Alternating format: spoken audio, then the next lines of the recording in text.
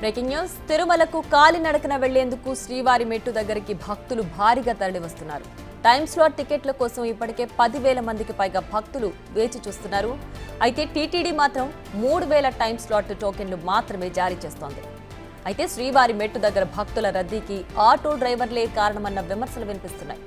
శ్రీవారి మెట్టు దగ్గర టైమ్ స్లాట్ టికెట్లు ఇప్పిస్తామని చెప్పి ఆటో డ్రైవర్లు తిరుపతి నుంచి శ్రీవారి మెట్టు దగ్గరికి భారీగా భక్తులను తరలిస్తున్నారు.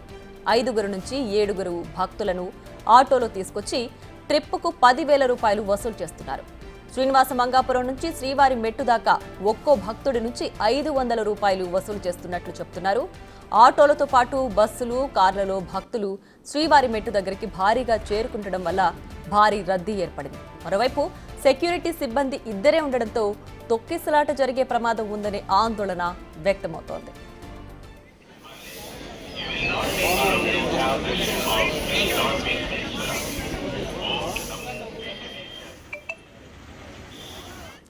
ఇక మరింత సమాచారం మా ప్రతినిధి దామోదర్ ఫోన్ లైన్ అందిస్తారు. దామోదర్, చెప్పండి, శ్రీవారి మెట్టు దగ్గర ప్రస్తుతం భక్తుల రద్దీ ఏ విధంగా ఉంది? టోకెన్ల జారీ ఎంతవరకు వచ్చింది?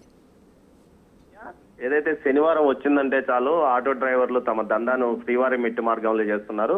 ఏదైతే శ్రీనివాస మంగాపురం కళ్యాణ వెంకటేశ్వర స్వామి ఆలయం వద్ద నుంచి రైల్వే ట్రాక్ వద్ద నుంచి అటు శ్రీనివాస మంగాపురానికి ఒక 6 కిలోమీటర్ల దూరం ఉంటుంది. 6 కిలోమీటర్ల దూరానికి ఏకంగా 1000 నుంచి 500 రూపాయలు టికెట్ 500 నుంచి 1000 రూపాయల వరకు వసూలు చేస్తారు. ముఖ్యంగా ఏదైతే మిగతా వాహనాలతో వెళ్తున్న భక్తులను ఇబ్బంది కలగజేస్తూ తాము ఏదైతే ట్రాఫిక్ ను జామ్ చేసుకుంటూ ఆటో వాళ్ళంతా ఒక సిండికేట్ గా ఏర్పడి ఇక్కడ నుంచి ఒక్కో భక్తుడితో 500 నుంచి 1000 రూపాయలు వసూలు చేసుకుని మిమ్మల్ని క్యూ లైన్ లో తొందరగా క్యూ లైన్ లోకి వదులుతాము, ఆ తర్వాత మీరు నేరుగా మీకు శ్రీవారి టోకన్ లభిస్తుందంటూ చెప్పి మాయమాటలు మభ్యమాటలు చెప్పి వారిని అటు తీసుకెళ్తారు. ఏకంగా గతంలో శ్రీవారి మెట్టు మార్గంలో 5,000 మంది వరకు టోకన్లు ఇష్యూ చేసేవారు. కానీ ప్రస్తుతం దాన్ని 3,000కు తగ్గించడంతో ఈ డిమాండ్ మరింతగా పెరిగింది.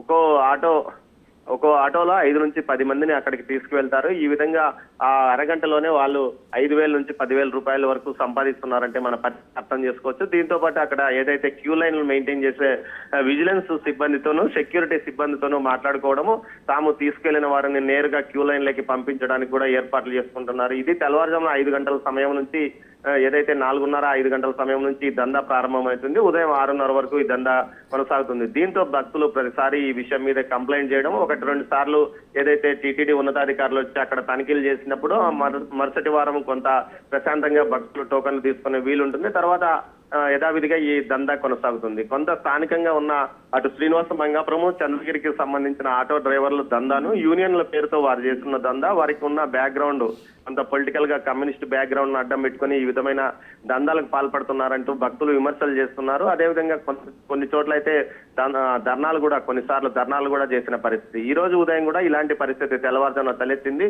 మిగతా వాహనాలను ఏదైతే బయట నుంచి వస్తున్న వాహనాలను రానివ్వకుండా జిగ్జాగ్ గా ఆటోల ద్వారా అడ్డుకోవడము, ఆ తర్వాత తాము తీసుకెళ్లే ప్రయాణికులను ముందుకు తీసుకెళ్లి వారితో 500 నుంచి 1000 రూపాయలు వసూలు చేసి క్యూ లైన్ లోకి పంపడం లాంటి ప్రక్రియకు పాల్పడుతున్నారు. ముందుగా తెల్లవారుజాము నుంచి వచ్చిన భక్తులకు మాత్రం నిరాశ మిగులుతుంది. ఈ పరిస్థితుల్లో టీటీడీ ఉన్నతాధికారులతో పాటు టీటీడీ విజిలెన్స్ అధికారులు జోక్యం చేసుకుని వెంటనే తగిన చర్యలు తీసుకోవాలంటూ కూడా భక్తులు డిమాండ్ చేస్తున్న పరిస్థితి కనిపిస్తుంది. ప్రియా, అయితే 3,000 నుంచి 5,000కు నడిచి వెళ్లే వారికి, ఏదైతే శ్రీవారి మెట్టు మార్గంలో నడిచి వెళ్లే వారికి టైమ్ స్లాట్ టోకన్స్ ఇవ్వాలంటూ కూడా వారు డిమాండ్ చేస్తున్న పరిస్థితి కనిపిస్తుంది.